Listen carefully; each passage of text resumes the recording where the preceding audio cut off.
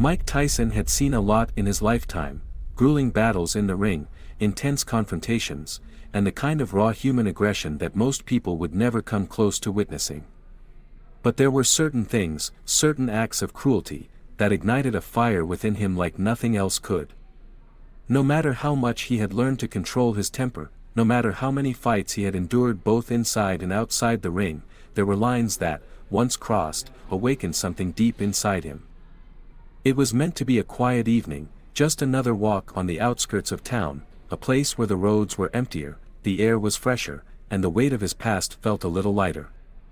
In the distance, the neon sign of an old biker bar flickered, casting a dim reddish glow over the parking lot, where rows of motorcycles stood like an army awaiting their riders.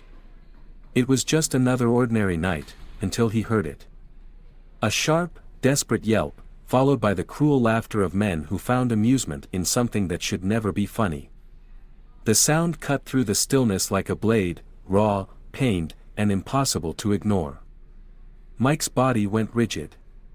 His hands instinctively curled into fists as he slowed his steps, his senses sharpening, his pulse steady but charged, preparing for whatever he was about to walk into.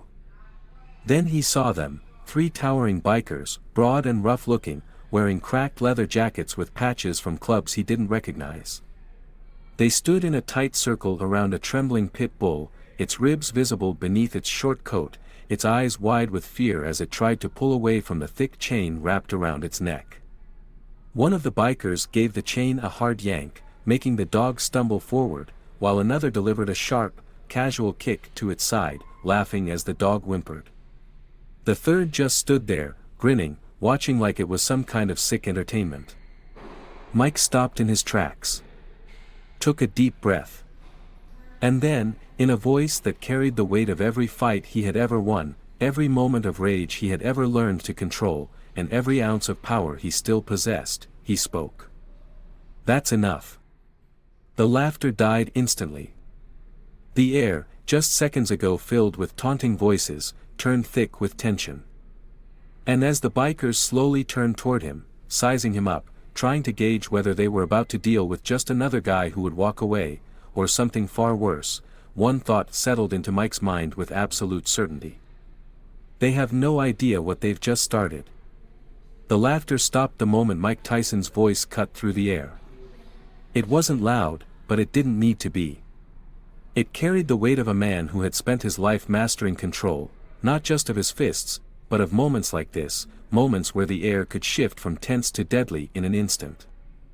The 3 bikers, massive in stature and drenched in the kind of artificial confidence that came from feeling untouchable in their own space, turned slowly toward him.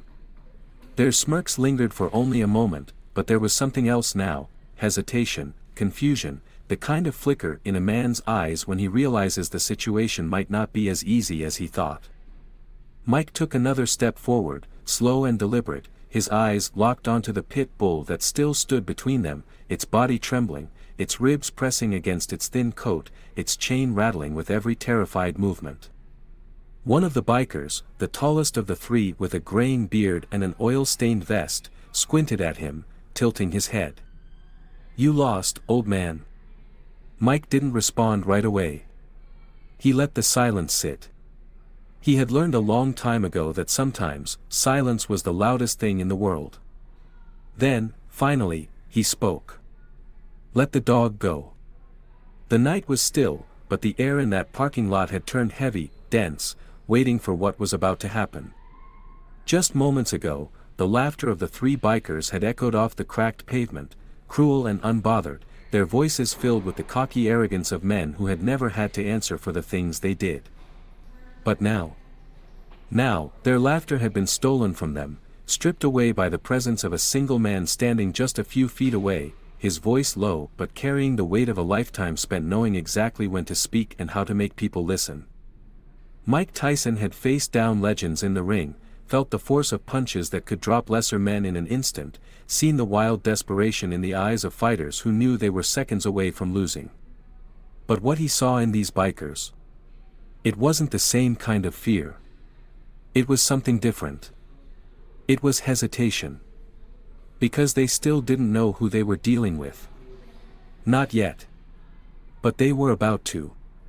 The tallest of the three, the one with the graying beard and the oil-stained vest, was the first to break the silence. He didn't sound nervous. Not yet. Instead, he spoke with the false confidence of a man who believed, wrongly, that he still had the upper hand. "You lost, old man?" he asked, his tone edged with amusement, as if he still thought this was something to be laughed about. His boots scraped against the pavement as he shifted his weight, squaring his shoulders slightly, making himself look bigger, not out of intimidation, but out of habit, the kind of automatic response a man gives when he thinks he's the biggest thing in the room. Mike didn't answer. Not immediately. Instead, he let the question hang in the air, let it settle, let the silence stretch just long enough to make the biker realize that he had said the wrong thing to the wrong man. Then, finally, Mike spoke. "Let the dog go." The shortest biker, stocky and built thick like a linebacker, let out a short, sharp laugh, one that sounded forced, like he was trying to convince himself that this situation was still funny. "Oh, you want to take him? What, you some kinda dog rescue now?" he sneered, gripping the chain wrapped around the pit bull's neck and giving it a sharp yank, forcing the dog to stumble forward. The animal let out a small, pained whimper, its body trembling, its eyes darting around like it was trying to figure out which human was the greater threat. Mike's jaw tightened. Not out of anger. Not yet. But out of something deeper. Something colder. Something that made the air around him feel like it had dropped a few degrees. He took another step forward, his movements slow, controlled, deliberate. Every muscle in his body moved with a purpose, and the way the streetlights caught his face, partially shadowed, partially illuminated, made it impossible to tell if he was calm or if he was about to unleash something these men weren't prepared to handle. "I said," he repeated, his voice quieter this time, but somehow stronger, heavier, carrying with it the weight of a command that didn't need to be questioned. "Let him go." The tallest biker shifted again, but this time, it wasn't just an attempt to make himself look bigger. This time, it was something else, discomfort. His brow furrowed slightly, his eyes narrowing as he took a longer, more careful look at the man standing before him. Recognition wasn't instant, but it was starting to form. Mike could see it happening in real time. The way the man's brain was trying to connect the dots, trying to match the deep, deliberate voice with something buried in his memory, something from television screens, from newspapers, from a time when men twice his size had stood across from this man lost. But the shorter biker, the one holding the chain, wasn't paying attention to the shift in the air. He was still playing tough. Still pretending this was just another night, just another stranger trying to act bigger than he was. And that? That was his second mistake. "You got a problem, tough guy?" the shorter biker asked, tightening his grip on the chain, his knuckles turning white. Mike didn't blink. Didn't move. He just looked at the man. A look that wasn't angry. Wasn't aggressive. Wasn't anything they could read. And that was what made it terrifying. The tallest biker, he got it now. His eyes widened, just a little, just enough for the realization to fully settle in. The way his posture shifted, the way his lips parted slightly as if he wanted to say something but couldn't quite get the words out, it was all the confirmation Mike needed. This man knew. He knew exactly who he was looking at. And the fact that his friend hadn't figured it out yet? That was his problem. "Wait a sec." The tallest biker finally muttered, his voice barely above a whisper. The shorter biker glanced at him, confused. "What?" The tallest biker swallowed, his Adam's apple bobbing in his throat. That's Mike Tyson." Silence. Absolute. Complete. Total. Silence. For the first time all night, the shorter biker hesitated. He looked back at Mike, really looked at him, and something in his face changed. His grip on the chain slackened, just a little. His jaw clenched, the muscles in his neck tensing. Because suddenly, this wasn't a game anymore. Suddenly, this wasn't just some random guy interrupting their fun. Suddenly, they were standing in front of a man who had made a career out of breaking people twice their size. And he hadn't even raised a fist yet. The man holding the chain exhaled sharply, his eyes darting between Mike and his friends, as if looking for a way out of a situation that he had put himself in. He could still try to hold his ground, still try to act tough, still try to pretend that he had some kind of upper hand here. But then he looked into Mike's eyes. And that was it. Whatever pride he had, whatever ego had been keeping him standing there, it wasn't enough to fight what he saw staring back at him. Without another word, he loosened his grip and let the chain fall. It hit the pavement with a dull clatter, and the pit bull, still trembling, still unsure, let out a quiet whimper but didn't run. Not yet. Because now, the only person it was looking at was Mike. Mike took a slow step forward, kneeling slightly, extending his hand, palm up. "You're all right now," he murmured, his voice softer than it had been all night. The dog hesitated, ears pinned back, its body still shaking. Then, slowly, cautiously, it took a step forward. And just like that, the moment was over. The bikers? They weren't the biggest men in the parking lot anymore. They never had been. For a man who had built his life on control, control of his body, control of his power, control of the way people reacted to him, Mike Tyson found a strange kind of fascination in watching recognition settle into a man's face. It never happened all at once. It was a slow, creeping thing, the kind of understanding that started as an itch in the back of the mind, a whisper of familiarity that hadn't yet turned into certainty. And for the tallest biker, the one with the graying beard and the false confidence of a man who had spent his life in places where he was the threat, that recognition was starting to take root, pushing past the years of arrogance, cracking through the layers of overconfidence like ice under pressure. At first it was just a squint, a barely perceptible narrowing of the eyes as he took another look at Mike's face, at the way he held himself, at the unshakable stillness that suggested absolute certainty in the outcome of whatever was about to happen. Then, his lips parted slightly, his brow creasing as the slow realization slithered through his brain, turning the situation over in his mind, running it against every memory he had of a face he had seen before but never expected to see here, now, standing in the dim light of a worn-out parking lot like some kind of omen. The air had already been tense, but now it felt thicker, heavier, charged with something deeper than the simple fear of a fight. Because this wasn't just about a fight anymore, this was about who they had just unknowingly challenged.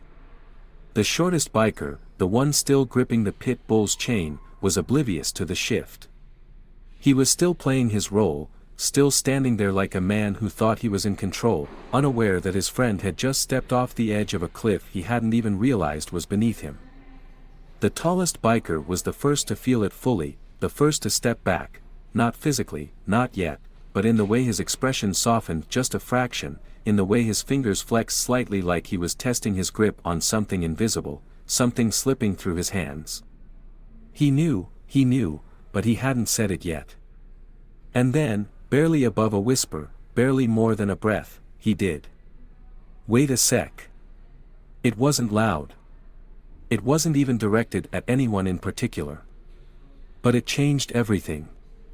The shortest biker, thick in the shoulders, shorter in stature, the kind of man who had spent his life making up for his lack of height with an excess of aggression, turned sharply at the sound of his friend's voice, confusion flickering across his face. "What?" he barked, still gripping the chain, still acting like this was his moment, still not understanding why the dynamic had just shifted beneath his feet like unstable ground. He looked between his two friends, expecting reinforcement, expecting them to stand firm beside him, to back him up the way they always had, to laugh at the man standing before them the way they had laughed at the dog trembling at their feet. But they weren't laughing anymore. They weren't smiling anymore.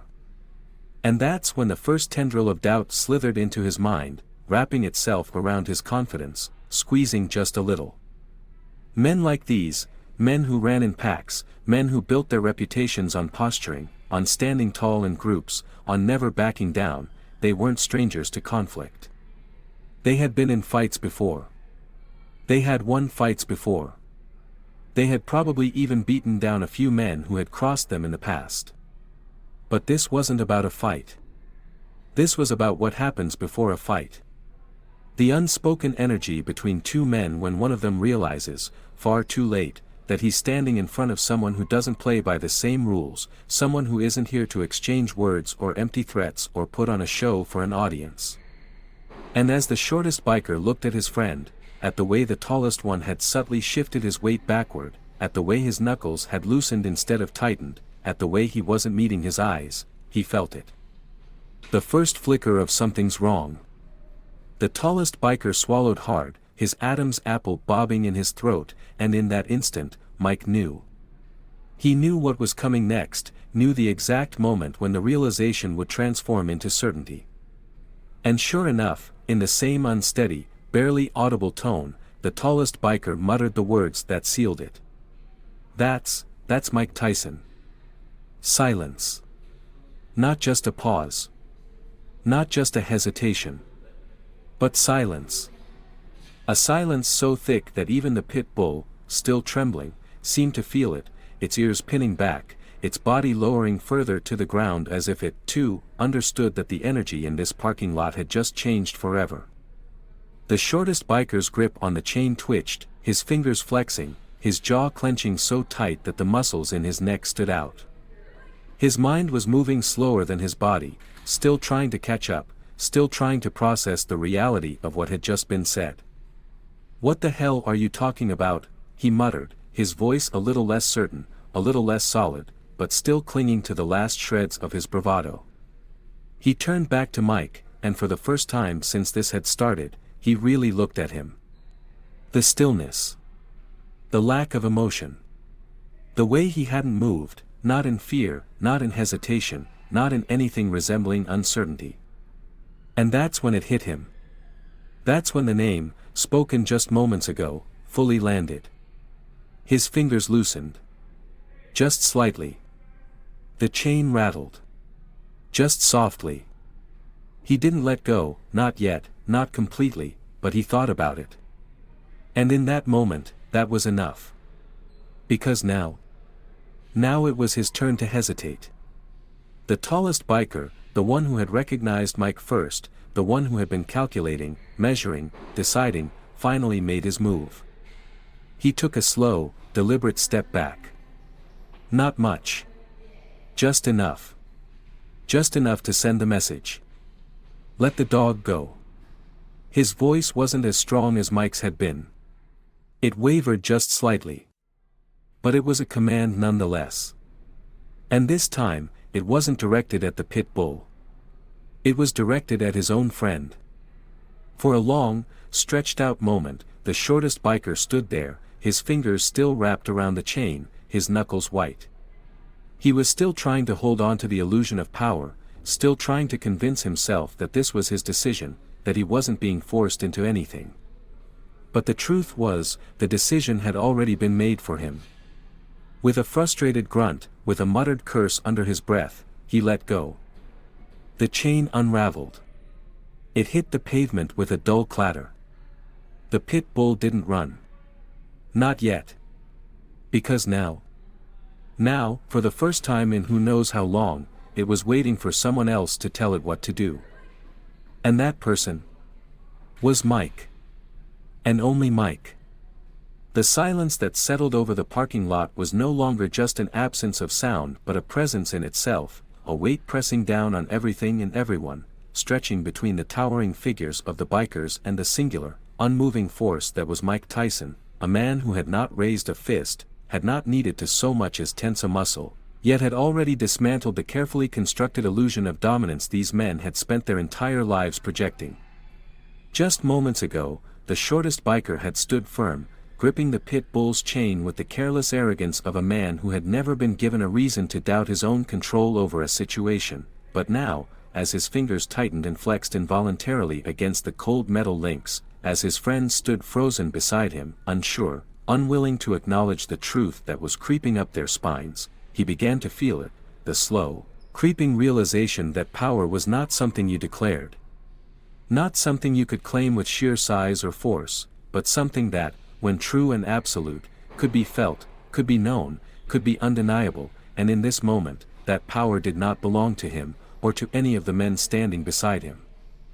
Mike Tyson, whose very name was enough to make men pause, whose reputation alone had the ability to stop even the most confident of challengers in their tracks, had learned long ago that real power did not come from the loudest voice in the room, nor from the one who threw the first punch, nor even from the one who towered above the rest, but rather from the one who could control a situation without ever needing to escalate it, from the one who could turn the tide with nothing more than a presence, a look, or a single, deliberate movement, and that was exactly what he did now, taking one slow, measured step forward, a step that was not aggressive, not rushed, not designed to intimidate in the way a lesser man might attempt, but simply a step that closed the space just enough to remind them that whatever control they thought they had was slipping fast, and if they had any sense left at all, they would recognize it before it was too late.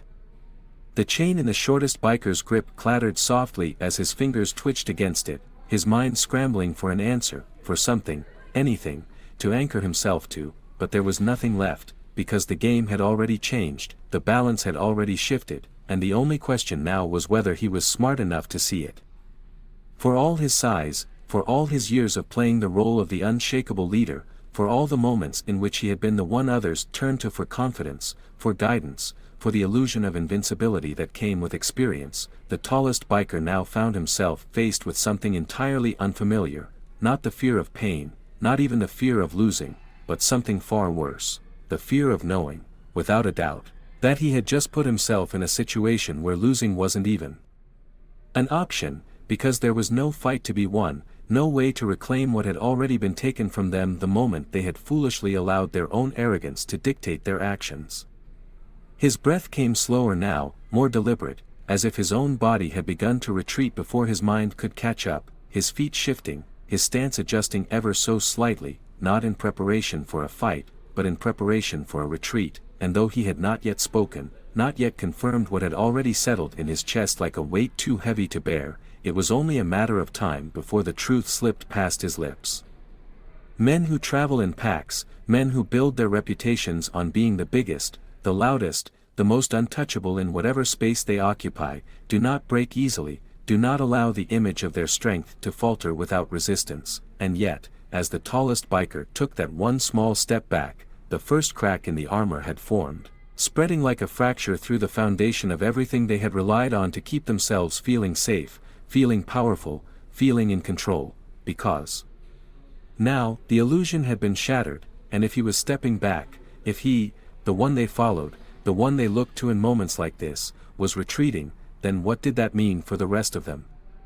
The shortest biker, who had been so sure just moments ago, who had stood with his chest puffed out and his grip firm, now found himself fighting against an unspoken truth that was closing in fast, wrapping around him like an unseen force, making every second that passed feel heavier, slower, harder to ignore.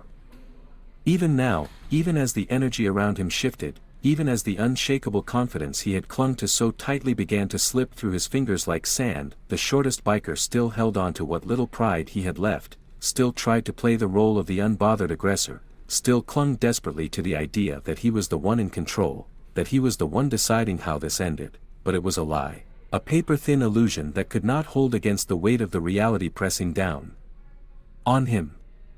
His jaw tightened, his fingers twitched against the chain, and in a voice that no longer carried the same edge, no longer rang with the same arrogance, he muttered something, something half-hearted, something weak, something that was meant to sound like defiance but instead only confirmed what everyone already knew. Mike Tyson had not needed to repeat himself often in life.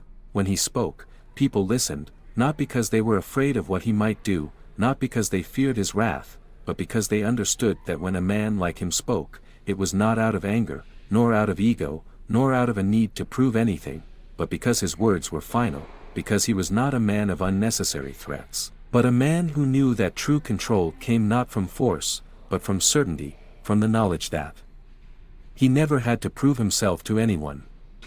So when he took one more step forward, when his voice dropped to something even softer, something even more controlled, and he said simply, "Let him go," There was no room left for defiance, no space left for debate, no question left as to what would happen next. The chain slipped from the shortest biker's fingers like a weight being released, the dull metallic clatter against the pavement seeming far louder than it actually was, not because of the sound itself, but because of what it meant. It meant surrender, it meant understanding, it meant defeat, and as the pit bull stood there, still unsure, still waiting for something, still looking to the only person in this parking lot who had not given it pain, who had not given it fear, but had instead given it a chance, Mike knelt slowly, extending a steady hand, waiting, letting the moment belong not to him, not to the bikers, but to the creature that had been waiting its entire life for a moment like this. "You're free now." And for the first time, the pit bull believed it. The moment the chain hit the ground, the power in the parking lot fully shifted. The bikers, who had started this night feeling untouchable, now stood frozen in a reality they didn't know how to navigate. The tallest one, still processing his mistake, took another small step back, signaling what everyone already knew: this was over. The shortest biker, the one who had gripped the chain with such force, clenched his jaw, his pride keeping him still for a few extra seconds, but even he couldn't deny the truth staring him in the face. Mike Tyson hadn't laid a single finger on them. And yet, he had already won. Without another word, the tallest biker turned and walked away. The second followed. The shortest lingered, his body stiff, as if he was still considering a final act of defiance. But when he looked back at Mike, at the man who had broken countless giants inside the ring, and had just done the same here without even trying, he exhaled sharply, shook his head, and spat onto the pavement before following his crew into the darkness. Now, in the silence that followed, only two figures remained in the parking lot, Mike and the pit bull. The dog stood there, motionless, its body still wired with tension, its eyes darting between Mike and the empty space where the bikers had stood, as if it couldn't yet believe that the worst was over. Mike didn't rush. He knew that real fear didn't fade in an instant, that trust wasn't built in a moment. He crouched down, slow, controlled, extending his hand, not to grab, not to force, but to offer. "You're free now," he said, his voice softer than it had been all night. The pit bull hesitated, its muscles tight, its breath short and uneven, but then, tentatively, cautiously, it took a single step forward, then another. And finally, for the first time since this all began, the dog lowered its head into Mike's outstretched palm. Mike stayed still for a moment longer, letting the dog decide what happened next.